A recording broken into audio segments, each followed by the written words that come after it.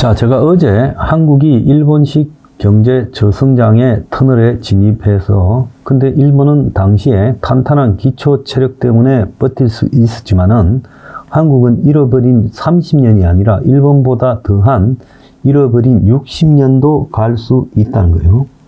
그런데 어리석은 우중들은 일본의 잃어버린 30년의 교훈이 얼마나 뼈아픈가, 일본 사회를 얼마나 곳곳에서 파괴해버렸는가를 모르고요. 그냥 저성장을 그냥 낱말하듯이 하고 있습니다. 자, 그래서 일본 서민들이 거품 붕괴, 91년 거품 붕괴 이후에 얼마나 어려워졌을까라는 부분에 대해서 한국에서는 제대로 관심을 가지고 있지 않아요. 작년에 보면 10년 전에 일본이요, 1만 엔, 즉 한국 돈 한 10만 원으로 132달러 물건을 살 수 있었는데 작년에는 67달러밖에 못 사서 구매력이 10년 만에 반토막이 났다는 거예요. 자, 일본은 이 엔화의 가치를 약화시키면서 일본 국민들이 굉장히 물가 상승으로 고통을 받고 있어요. 그럼 일본 정부가 이런 걸 택하는 건 뭐냐? 저성장에서 벗어나기 위해서 그야말로 성장 전략을 쓰다 보니까 일본 국민들이 이렇게 고통스러워지고 있다는 겁니다. 그래서 저성장으로 지금 소득이 마이너스가 되어가지고 고생하고 실제 저성장을 빠져나가 보겠다라는 정책이 또 일본 국민들에게 고통을 주고, 그래서 일본이 G7 나라 중에 세계 잘 사는 7개 선진국 중에 엔겔 계수가 제일 높은 나라라는 거예요. 그래서 일본의 엔겔 계수가요, 무려 28%에 달하고 있다는 겁니다. 저소득층은 그것보다도 더 심하다는 거예요. 그래서 이만큼 일본의 지금 상황들이 어려워져 있다라는 겁니다. 그래서 일본에 보면요, 슈퍼 앞에서 이 먹을 걸 사려고 하면서 망설이는 사람들이 한둘이 아니고 이미 좀 맛이 간 채소 과일류를 사려고 줄을 서 있다는 거예요. 사면이 바다인 일본에서 수산물 가격까지도 올라가고 있다는 겁니다. 근데 일본의 실질 임금이요, 작년에 그전년에 비해서 0.6%나 하락했고요. 일본 노동자의 70%가 그야말로 임금이 맨날 가도 그대로인 중소기업에서 일하고 있다는 겁니다. 그래서 일본의 저소득 가구는 채소, 과일, 육류 구매조차도 제대로 못하는 상황에 가 있다는 거고요. 일본의 1인당 명목 GDP가 32,859달러로 한국보다도 밀렸다, 이렇게 말을 하고 있어요. 30년을 노력해도 점점 뒤로 가고 있고,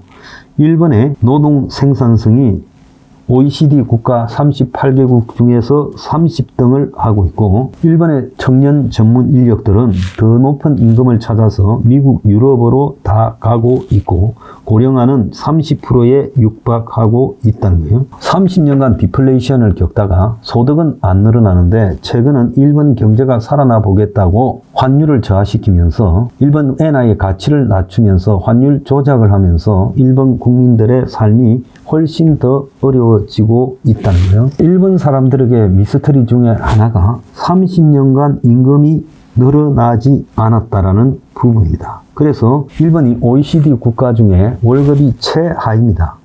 그런데 30년간의 월급이 오르지 않았으니까 그런 거죠. 한국에 만약에 30년간의 월급을 본다면 한국은요, 지금 30년 전이면 1995년 아닙니까?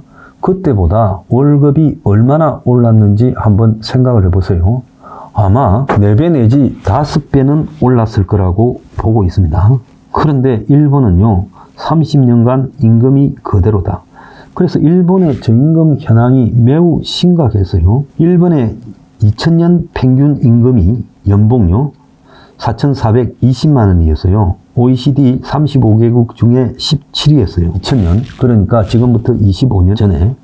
그런데 5년 전인 2020년에는 일본의 연봉이 4,437만 원으로 20년 동안의 상승률이 고작 17만 원 올랐어요. 그래서 총 30년 동안의 일본 경제의 임금 상승률이 0.4%밖에 되지 않아서 2020년에 OECD 급여 중에서 22등이 됐어요. 근데 한국은요, 43.5%나 동일 기간에 증가했고 한국의 평균 임금은 일본보다 3,445달러나 높았다는 겁니다. 일본의 노동자들의 급여는요, 버블 붕괴 이후에 급속도로 이제 감소하기 시작을 해서 2015년을 100이라고 보면 97년에는 110이었는데 2017년에는 101이었어요.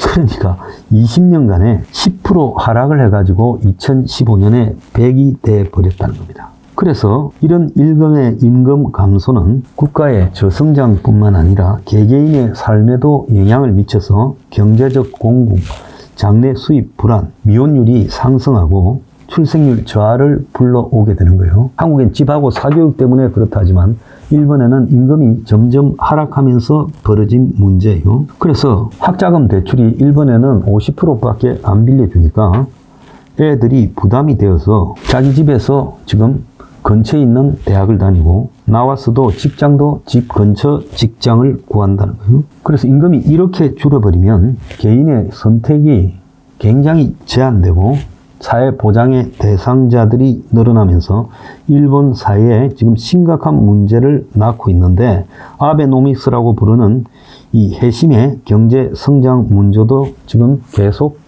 실패로 드러나고 있어요. 그래서 일본의 노동시장은 생산성이 낮은 중소기업 위주로 지금 거기에 70%나 되는 사람들이 근무하고 있고 비정규직이 2000년대 초반부터 급증하여 한때는 평생 직장의 모범이라고 하던 일본의 직장이 지금 비정규직 노동자가 전체에서 37.2%나 차지하고 그래서 일본 사람들이 받는 저임금을 가지고 어디 소비를 할 수가 없어요. 그래서 일본에서는 내수가 없고 그래서 점점 경제가 줄어드는 이런 현상이 나타나고 있다는 겁니다. 그래서 일본은요 GDP가 30년 동안 정체를 했어요.